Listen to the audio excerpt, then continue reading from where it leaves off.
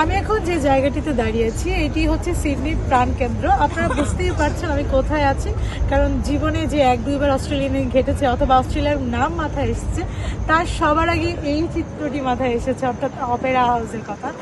Opera house হচ্ছে এখানের বিখ্যাত নিদর্শন, সাথে হারবার ব্রিজ, এই দুটি মিলে আসলে অস্ট্রেলিয়ার ঐতিহ্যকে ধারণ করে। আপনারা জানেন যে এই দুটি বিশ্বের বিখ্যাত দুটি মানে পর্যটনের জায়গা। অস্ট্রেলিয়া যারা আসেন কম বেশি তারা সবাই কিন্তু আসেন এই জায়গাটিতে। 1973 সালে তৈরি হওয়া এই নিদর্শন অপেরা হাউসটি বিশ্বের বিভিন্ন পর্যটকের কাছে খুব জনপ্রিয়। আরেকটি হলো যেটি 1932 সালে তৈরি হয়েছে স্টিলের ব্রিজ, বিশ্বের অন্যতম একটি বড় ব্রিজ হতে পারে এবং বিশ্বের অন্যতম বড় স্টিলের ব্রিজ এটি, এবং এর কারণে এটি খুব জনপ্রিয় এবং অস্ট্রেলিয়ানদের কাছেও এটি জনপ্রিয়। এটিকে বলা হয় the doorway to the next city. আচ্ছা, এই ব্রিজটি যখন আপনি পার হবেন তখন কিন্তু দারুণ একটা সিটি ভিউ পাওয়া যায়। আর আপনি যদি সেম অপোজিটে দেখেন সেখানে সিটি লাইফের একটা ভাইবস আপনি পাচ্ছেন।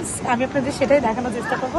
খুব চমৎকার একটা এনভায়রনমেন্ট যেখানে আসলে আমি যখন ভিডিওটা শ্যুট করছিলাম তখন মানুষ ছিল না, কারণ যেটি একটু অনেক রাতের দিকে করা এবং মানুষ না থাকলেও আসলে এতটা প্রাণকেন্দ্র হয়ে ওঠা, এখানে যে শান্ত শুভ্র বাতাস, শুভ্র পরিবেশ, সেটা আসলে যে কোনো পর্যটকের জন্য ব্লেসিং। এবং আপনারা জানেন যে এই অপেরা হাউসের অনেক ইতিহাস আছে। এখানে অস্ট্রেলিয়ানদের অনেক সংস্কৃতির সাথে জড়িত আছে। অস্ট্রেলিয়ানরা এখানে যেসব প্রোগ্রাম হয়, তাছাড়া এখানে অনেক অ্যাক্টিভিটিস আছে, সিনেমা হল থেকে শুরু করে রেস্টুরেন্ট থেকে শুরু করে অনেক অ্যাক্টিভিটিস আছে।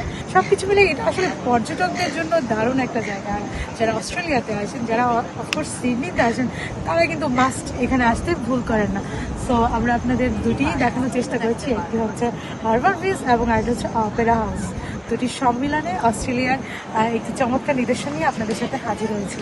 অস্ট্রেলিয়ার আরও নিদর্শন বা আরও কোনো প্লেস সম্পর্কে জানতে হলে অবশ্যই আমাদের সাথে থাকুন এবং সাবস্ক্রাইব করতে ভুলবেন না। বেশ ভালো।